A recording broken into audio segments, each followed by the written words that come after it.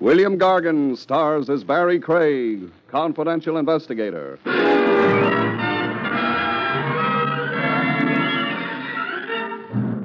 There's one chap around who never fails to electrify you. He sure can turn it on and turn it off. Am I referring to the state executioner, I wonder?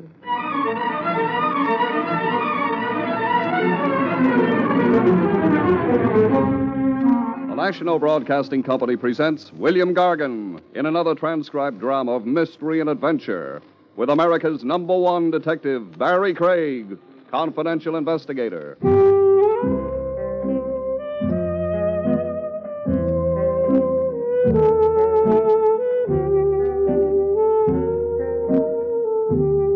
Barrie Craig speaking.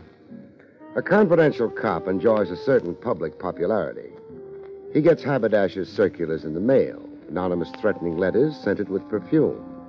And he gets invited to parties. A fancy shindig is thrown somewhere, a special invitation is tossed at ye cop, and no RSVP to it. The host wants you so badly, he comes your way to invite you in person. My would-be host in this one was Badger Boris, the sort of guy newspaper society columns called a bon vivant in French. Bon vivant meaning Boris slept all day and stayed up all night. And when the cabbage got thin, all he had to do was go to the bank. The short, moon-faced guy who looked like a cherub weaned on pasteurized champagne. You will, of course, be paid handsomely, Mr. Craig. Paid yet for coming to your big blowout. Now I'm really overwhelmed. Stand aside for a body fall. Then you agree to come? After you give me the other inducements. Well, fine foods. I've ordered 200 pounds of buffalo steak. What do I wash it down with? Liqueur Quisette. What's that? A Mohammedan beverage. I had it specially flown here from Istanbul. What's for dessert? Raisin cake. A plebeian touch to offset the noxious effects of a too rich repast. Rich. I just felt the whack of that word. How prosperous will I be going home in the early a.m.? Your fee will be $1,000. Money flown in from Istanbul? Oh, no. American money. I'm your slave, Sahib. Sketch out the requirements of my assignment now. I'm giving an intimate costume party for certain selected friends. A masquerade, you understand. You've perhaps read about other famous parties I've given in the past. Who hasn't? Your parties generally make the front pages and the police blotter. Brawls. They always break up in bloody brawls. You are, unfortunately, accurate. You will circulate with the guests, and when you sense that any of them are becoming too disputatious... Too hotted up. You will then exercise a tranquilizing influence. Exactly what do I do there? Well, strictly entre nous. A blow shrewdly delivered to the stomach, say, where the damage cannot be seen. I don't want a lawsuit against me. Where do I cart the horizontal guest after I stiffen him? I have an emergency room set aside. You'll find bandages, smelling salts, and restoratives in it. Well, that's my job. Bouncer with kid gloves. And a tuxedo. You must wear a tuxedo. And, of course, a mask. You were an honored guest, too. Oh, and one other small chore. Don't tell me. Dilettantes, you said. On my side of the street, we call them deadbeats and freeloaders. They live piling up IOUs. A party sideline with them sometimes is palming somebody's jewels or wallet. Yes. You will prevent any theft. I don't want that disgrace. Well, are we agreed? One item remains. I'll need $10 on account. On account of I've got to rent a tux.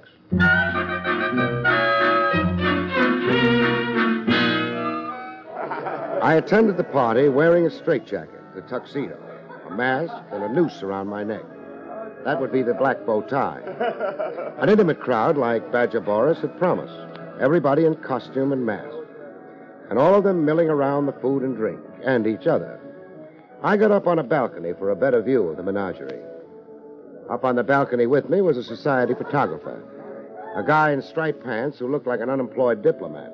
He was taking flashbulb pictures. I watched him until I felt a hot breath on my neck. Mr. Craig. Oh, how are you, boss? Call me Mr. Boris, please. I dislike informality.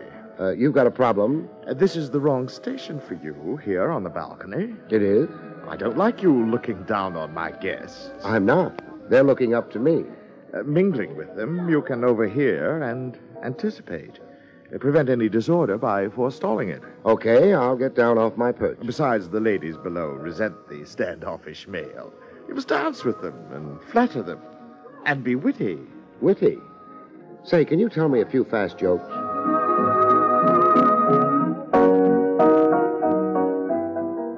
I got down and mingled. I wrestled through a few dances with a lady who had one stomach in front of her and one in reserve. She was costumed as a witch and wore a pink mask. You dance beautifully, Mr. No name dropping. Everybody's incognito until midnight. That's how Boris wants it. This step I'm doing, lady, Yes? it's a one-step. My grandfather had no further use for it, so he gave it to me. I love being gay. Oh, do you, my potted flower? Your wit, it is a sharp rapier thrust. Don't let me slice off too much of your funny bone now. Shall we trip it over to the punch bowl? No, I prefer this intoxication. Your strong arm. My barking dogs. Lady, once more around, I'll need an oxygen tent. Why, you are unusually winded.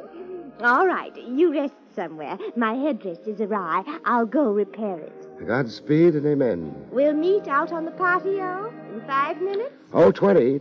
I don't want to overdo this. In 20 minutes. It will be midnight then. We'll unmask together.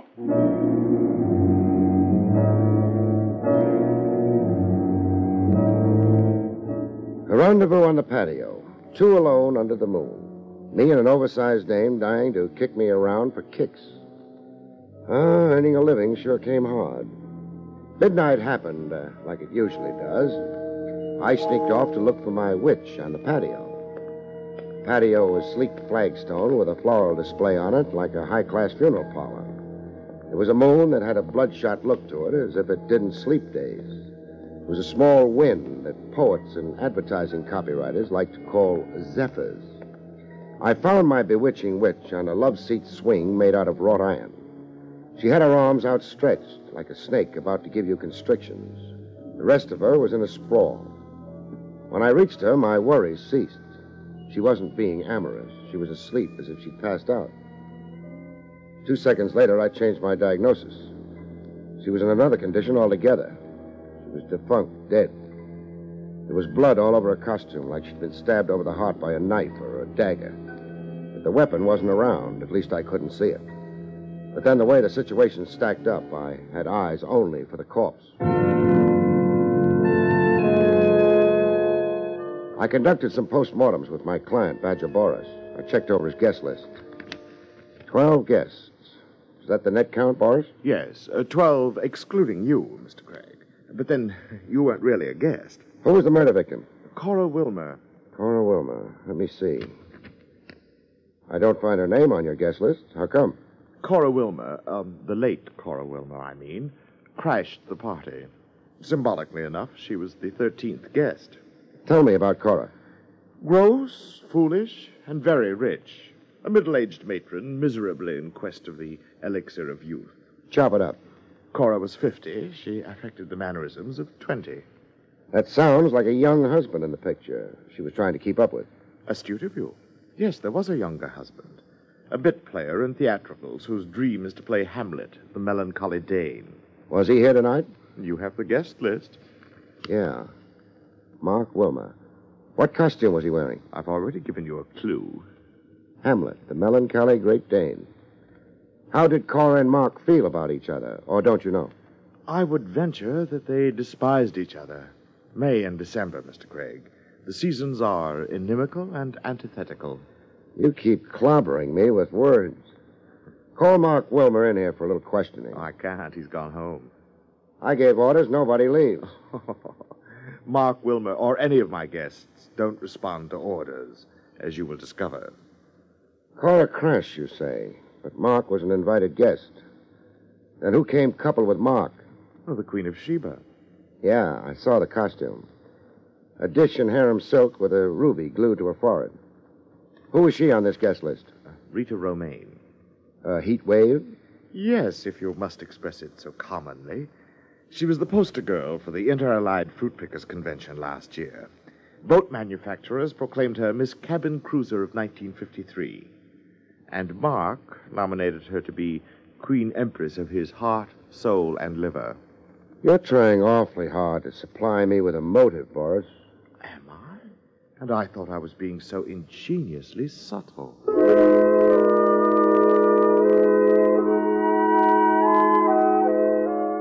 A May-December marriage that ended in divorce by murder, and a doll who won the hearts of married men. I hurried over to the Wilmer house. There was a wind nipping it up, the parlor floor lights were on brightly, and a piano was going. A late hour, kind of, for a piano.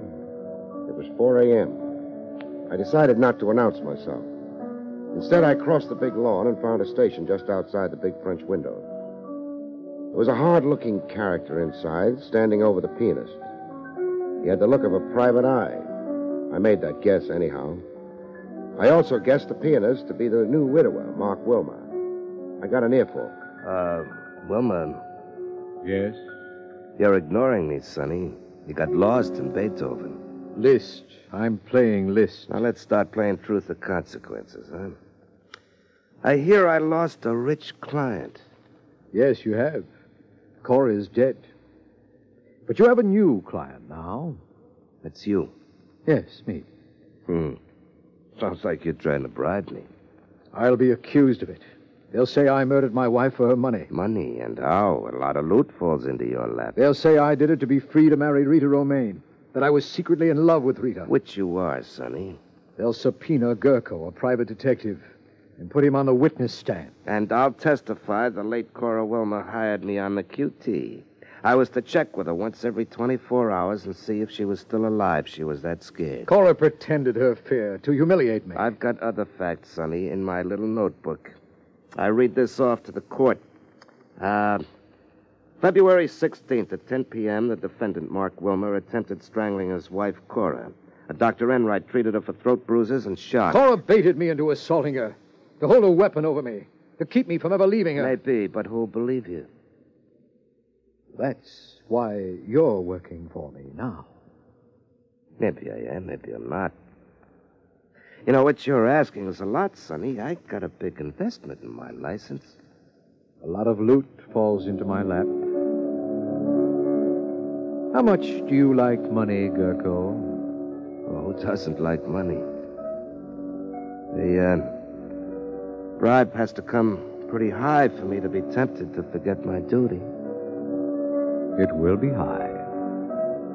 Even higher than your dreams, Gurko. The big bribe. Offer and acceptance. Some husbands had their own tender way of mourning the dead. I'd really gotten an earful. When the private eye Gurko had wrapped up his deal and scrammed, I walked in through the big French windows and introduced myself to Mark Wilmer. Police persecution is beginning early. Early? Your wife's very cold. She's been dead 100 years. I don't like your informal entrance, Mr. Craig. Next murder, I'll come down the chimney. How long have you been outside those windows? How long? Oh, I only just arrived. Now, that's a funny question. Please get your business over with. I'm dog-tired and verging on collapse. The $64 question. Answer it for me. I did not murder Cora Wilmer. You had motive to. Your marriage wasn't too divine. There was another woman in your life. We had certain incompatibilities, my wife Cora and I. But we reconciled them tonight. We made peace with each other, patched things up, decided to give ourselves another try. But you escorted Rita Romaine to Boris's party. That's untrue. I went to Boris's with my wife. I found Miss Romaine there. That's your story. That's the truth. Boris says otherwise. Why would Boris lie? Ask Boris. I will. What made you reconcile with a wife you obviously, we'll say, disliked? Futility. Cora couldn't be discarded decently in an adult way. She had a way of insinuating herself, taking hold and holding on. I couldn't stand up to the war against her. It was too wearing, too morbid. I realized that and gave up trying to win my freedom from her. You gave up Rita Romaine? I gave up dreaming. But now, with your wife conveniently dead? My personal situation isn't improved. It's worse. You mean jail? I mean jail. Not if you're innocent of murder. That won't matter. I'll deny it, but I'll be condemned. The outlook is very black. I married for money. That's a count against me. I had violent scenes with my wife. I loved another woman. That will hang me. Pretty fatalistic outlook. I'm a realist. Hard luck has dogged me since I can remember. I'm never on top of a life situation. I've lived my life without a laugh, without a light moment. I'll cry the day after tomorrow. You were Hamlet in costume at tonight's party. Yes, I was. If you like, here it is. The belt around the waist with the scabbard attached. What about it? The scabbard is empty. Where's the dagger that goes with it? Dagger? I didn't know that there was it. Was that how Cora was murdered? A dagger into the heart. Oh. I told you I'd deny it, but I'd be condemned anyhow. A missing dagger in my costume. It's typical of my luck. Then you won't try to explain it? I can't explain it, Mr. Craig. I can't explain it because I simply don't know.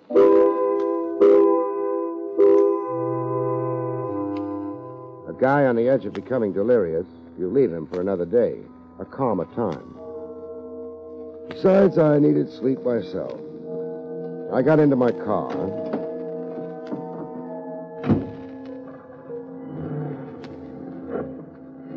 I just pulled away from the curb when I got notice that sleep was going to be a missing ingredient in my future. A try at murder number 2. Yours truly, the victim.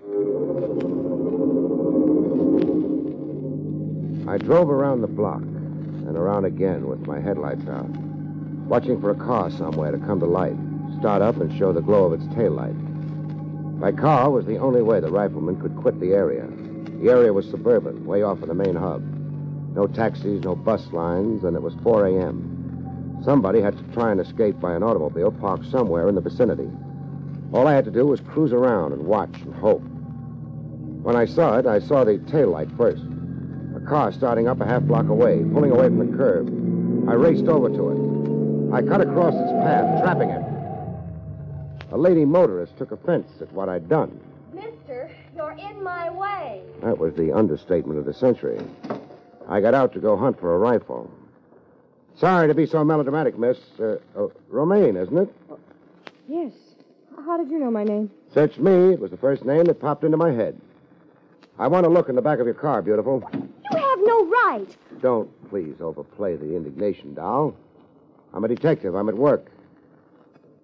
Well, I don't find it. Find what? A rifle used on me a little while ago. This whole thing is absurd. Yes, isn't it?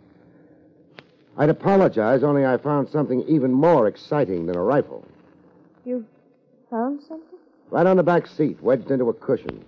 A dagger, beautiful. More specifically, a blood-stained dagger.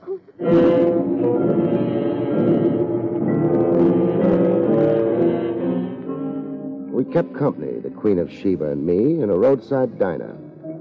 We split a gallon of black coffee down the middle while she poured out her sad tale. I tell you, I don't know how to explain that dagger, Mr. Craig. Mr. Craig? It's too early in the morning for stiff formality. Barrie. What were you doing parked down the street from the Wilmer place? I'd gone to see Mark. How he was. Just outside, starting up his walk, I thought better of it. It looked too compromising at that hour. I changed my mind. Oh, I went back to my car. You went to see Mark Wilmer hardly 2 hours after the murder of his wife? Yes, I know it was terribly foolish, but I've never made a secret of my feeling for Mark. So confess it to me. I'm desperately in love with him. It's not so shameful as it seems. You see, I knew Mark first, before Cora did. We were engaged to be married. We had wonderful plans. But Mark was afraid of our poverty. We were surely defeated because of the desperate lack of money, he said. Our marriage could not succeed. He kept adding postponement, until Cora happened along. Rich, possessive. She played on Mark's weakness. His insecurity, his overvalue of money. She bought him. Mark never really broke our engagement. He just eloped with Cora. Why would your recent party host, Badger Boris, try to throw suspicion on Mark? To hurt me, through Mark. Boris, well, he fancies me. I've laughed at his advances, turned down his proposals of marriage, but Boris doesn't forget or even forgive. He harbors grudges. He's a horribly twisted egotist. Did you go to the party with Mark Wilmer? No, I came alone. Mark came with Cora. And Boris did lie to me. I now have 3 capital suspects. 3 suspects? Mark, wanting out of his marriage, out with profit. You to get rid of a rival who'd stolen your dearly beloved. And now Badger Boris to beat you over the head by framing the man you love. Now let's go, doll. I'm under arrest? House custody. Your own house, this is. The dagger was too conveniently where I could find it. I don't think you could be that careless about a murder weapon. Or could you?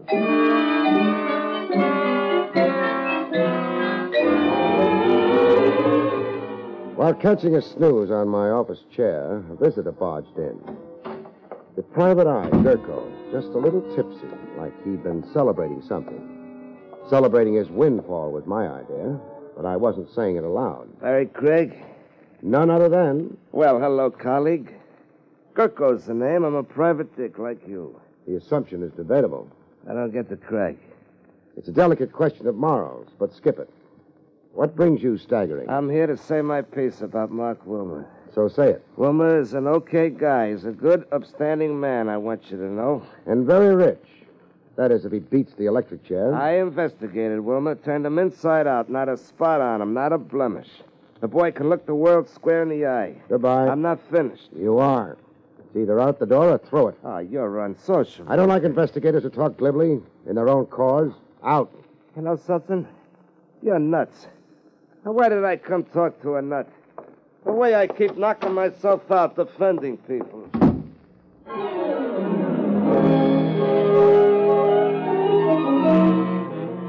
I got Boris on the phone.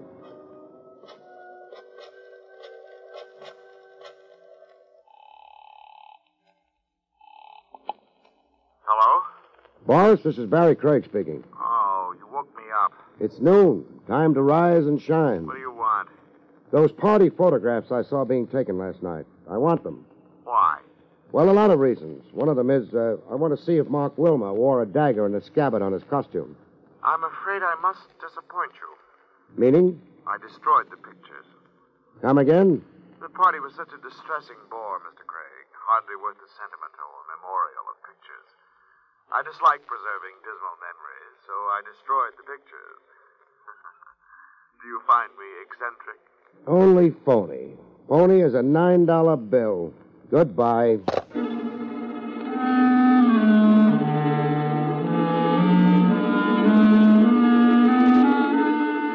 I stopped in to see Badger Boris personally, without appointment. You have no business molesting me. I know. Home is your castle. The pictures or the negatives, I want them, Boris. But I told you I destroyed them. Yeah, you told me. The memory of last night is acid in your soul. So why preserve it? Cute ad lib. You've got a genius for evasion. Now come across. I'll have you thrown out of here. We'll hit the sidewalk together. We'll ride downtown arm in arm. So close because we're handcuffed together. Let's measure your wrist for size. You would dare handcuff me? And arrest you. Suspicion of murder. You're sure going to look elegant penned up with the rabble. Well? Well, you argue resourcefully. You've uncovered my one weak spot. I am allergic to odors. I could never tolerate the reek of your prison rabble. The negatives, you'll find them in that cabinet there. The bottom drawer. Take them and go. I'll take them and go after you write a check for $1,000. My agreed fee for last night's rhubarb. Don't look so pained, host.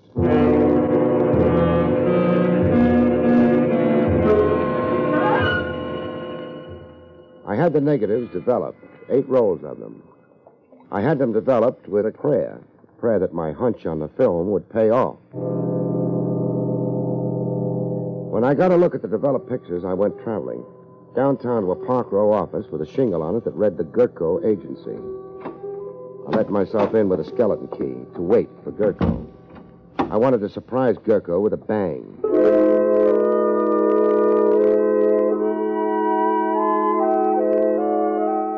Gurko rolled in at the stroke of 3. I waited until his head showed. Then I came down on the target.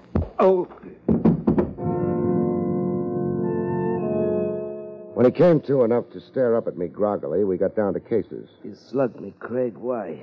Precaution to take the fight out of you. I checked into your background a bit.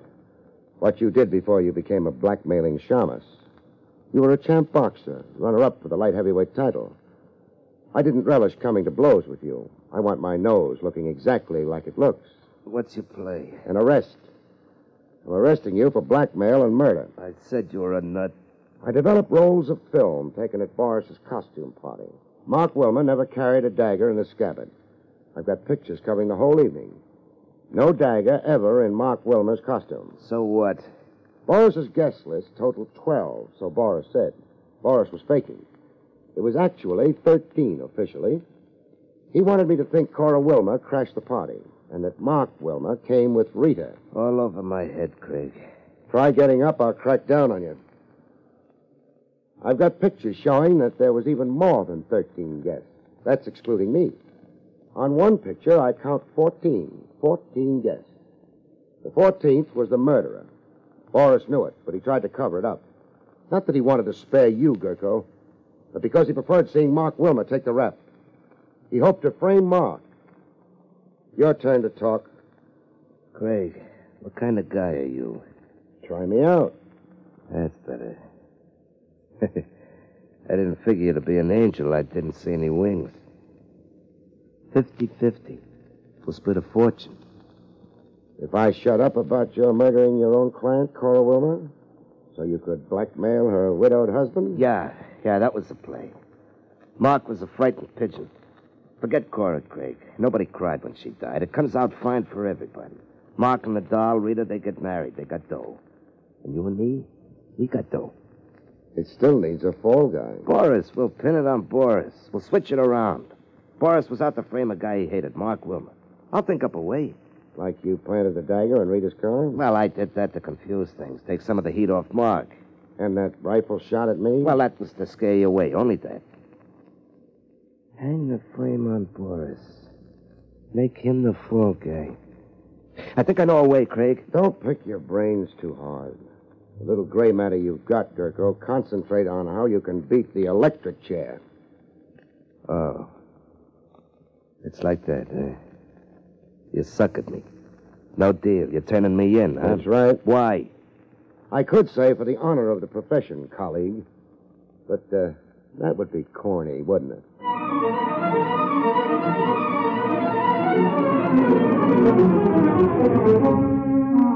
The National Broadcasting Company has brought you Barrie Craig, Confidential Investigator, starring William Gargan. Featured in the role of Rita was Jane Webb. Don Pardo speaking.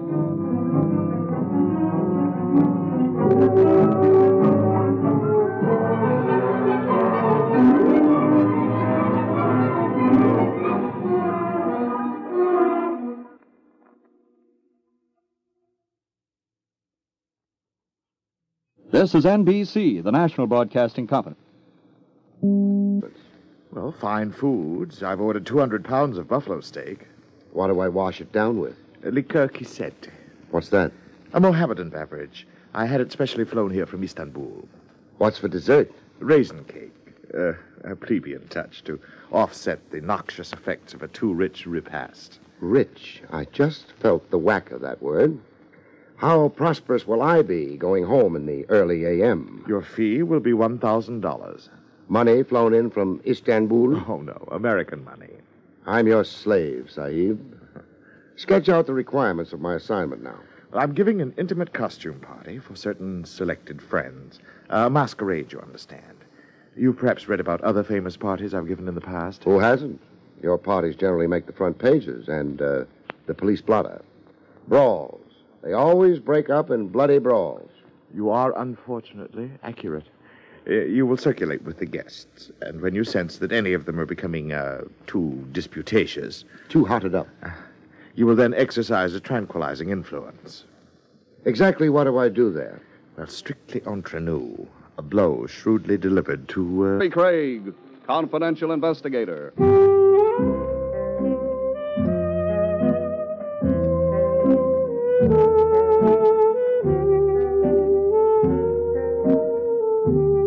Barrie Craig speaking.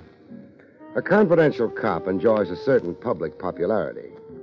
He gets haberdashers' circulars in the mail, anonymous threatening letters scented with perfume, and he gets invited to parties.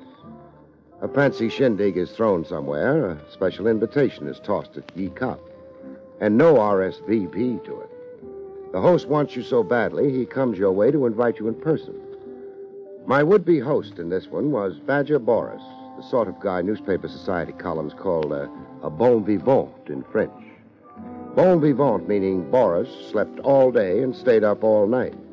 And when the cabbage got thin, all he had to do was go to the bank. The short, moon-faced guy who looked like a cherub weaned on pasteurized champagne. You will, of course, be paid handsomely, Mr. Craig. Paid yet for coming to your big blowout. Now I'm really overwhelmed. Stand aside for a body fall. Then you agree to come. After you give me the other inducement. William Gargan stars as Barrie Craig, confidential investigator.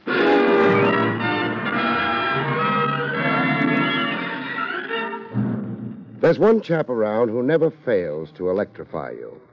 He sure can turn it on and turn it off. Am I referring to the state executioner, I wonder?